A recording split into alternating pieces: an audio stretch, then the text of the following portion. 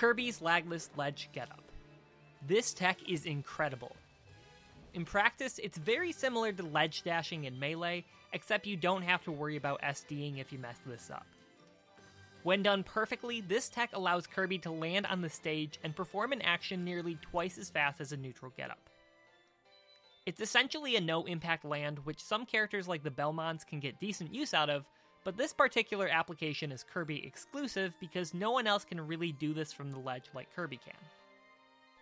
It also isn't a new tech. It was discovered almost 2 years ago, but I think it was brought to a lot of Kirby players' attentions back in December. But before I begin, I have to warn you, this is very difficult. In my opinion, it's even harder to get this consistent than Dare Rides.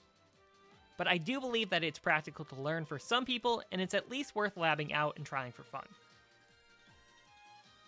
So to start off, how do you do it?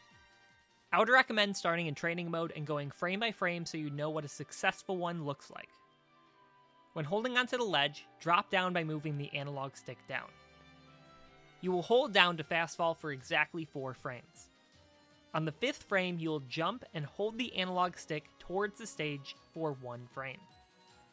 The jump button can be held for a couple frames longer, but the analog stick can only be held for exactly 1 frame. If done correctly, you will essentially jump into the stage, sort of clip through it, and instantly land. From here, you suffer no landing lag and can instantly act. However, if you aren't frame perfect on everything I mentioned, you will just land with normal lag. Now, being able to press down and letting that return to the center, and pressing your direction for exactly 1 frame isn't that realistic. And this is why, as Phantom pointed out in his tweet, it's much more reliable to do a quarter circle turn where you go straight from down to the direction you want to go, and then let it go. It's very, very fast, pretty much just a flick. So ideally, you get to the point where the game first registers a direction you want, and then you let it go back to center. And this is hard. You have to perfectly synchronize the jump with the action on that 5th frame. This seriously took me over 100 tries before I got it once. And that's not an exaggeration, it seriously is that precise. But let's pretend for a second that you can do it every single time. How good is this, and what are your options? Well, you have a ton. If your opponent is holding shield, trying to cover something like a get-up attack, grab is a great option. An instant dash attack is great if they're a little farther away. Down tilt is great too, as it's pretty safe and can duck under a lot of options. Or you can even throw out a smash attack for a surprise kill. It really just depends on the situation. Frame data wise, it's similar-ish to a get-up attack, but instead of the mediocre get-up attack, you can go for a move that's safe, or a combo starter, or just a kill move, whatever you need at the time. This is such a crazy good mix-up that's just as rewarding at high levels as it is at lower levels, if not more. Good players are used to punishing a roll from ledge, or a get-up attack, or a jump from ledge, so they're anticipating those options. They're not anticipating this. In fact, the first time that they see you drop down from the ledge, they generally will predict you to do an aerial from the ledge and will probably be prepared for that. But when done correctly, you'll throw off their timing and can do options they normally wouldn't anticipate. But it's not an absolutely broken tech by any means. It is punishable, especially when you mess it up. And it doesn't completely outclass other get-up options like get-up attack because you don't have any invincibility. For a get-up attack, you have invincibility until the get-up attack is over, but with the Lagless Ledge Getup, you give up your invincibility the frame you drop down from the ledge. So a big move like a forward smash or something that hits below the ledge in general will probably just beat you out, and you'll be at risk of dying very early since you're close to the blast zone. So I would generally say this is a better option the lower percent you're at. But once you show your opponent you can do this option, they have to add this to their mental list of things to worry about. So really the idea of this is just as good as the action itself. But you do have to show your opponent that you can do this for them to start worrying about it in the first place. So just because the tech exists doesn't necessarily mean you benefit from it. You still have to be able to do it. Now, is this practical? Of course, anytime a new tech is discovered, that's the first question that should be asked. And despite this being one of the most precise techs I've ever worked on, I think it is, and hear me out. This is not something that has to be done in the middle of a combo or something that changes with percent or has any type of knowledge of your opponent's weight or fall speed or whatever.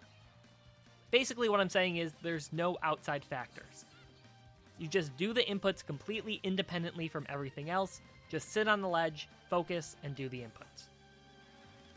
Input lag doesn't really affect it either, as you're not reacting to something or using some type of visual cue. As long as the lag is consistent for those 5 frames, you're good to go in theory. It's also something that you can consistently practice over and over again without having to keep resetting, and you can just drill it for hours if you wanted, although I don't really recommend that. If melee players can learn ledge dashing, you are capable of learning this. In Smash 4, I personally love just labbing out tech skill just for fun, like perfect pivoting, and if you're itching for something to work on that's really hard, this might be something to try out. Keyboard and box players definitely have an advantage here. This is definitely something that would be easier with buttons instead of an analog stick, since you only need to worry about the timing rather than the physical movements. Now for the problems. The biggest issue I see people facing when practicing is knowing what they did wrong. With the dare rides, it was very easy to be able to tell exactly what part of it you did wrong and when you messed up. With this, it's a little bit harder. While it may not be easy to know exactly what you did wrong, it's pretty obvious if you get it or not. When practicing, if you're not sure if you got it, you probably didn't get it. It's very obvious when you get it because there's so much less lag. If you think you might be getting it and you're not really sure, you can turn down the music in the settings and just sort of rely on the audio cues. The jump sound effect and landing sound effect should be basically right after each other with no pause in between. If there's any type of gap like this, then you didn't do it. If you're grabbing the ledge, you're inputting the jump way too late. And if you're soaring above like this, you're pressing jump too early. If you're landing all the way over here, you're probably holding the analog stick too long towards the stage. Because of how small the window it is, you're more likely to be pressing jump too late rather than too early. But also remember, if you're not synchronizing the jump and the left or right input, it won't work. There are just so many little things that can go wrong that it can be kind of hard to troubleshoot. What helped me figure out what I was doing wrong was with my input viewer. I recorded about 25 attempts and took a look at it frame by frame to see what I was doing wrong.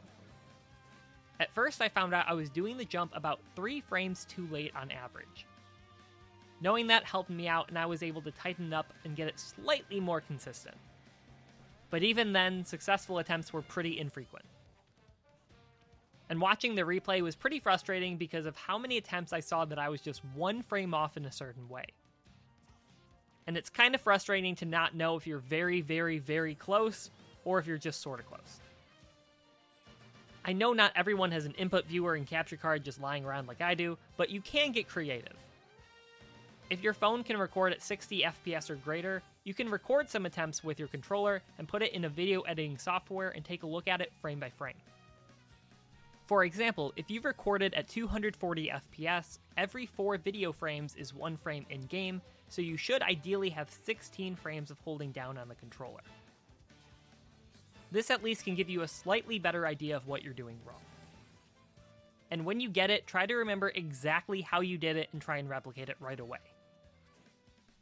Sadly, this is the best advice I have. It's just going to take practice. And it's a lot of practice for something that's not even necessary to learn, and while it is a great ledge option, it's not really game-breaking. In fact, there are multiple 0-to-death combos that are much more rewarding and much easier than this. But that's just sort of how it is.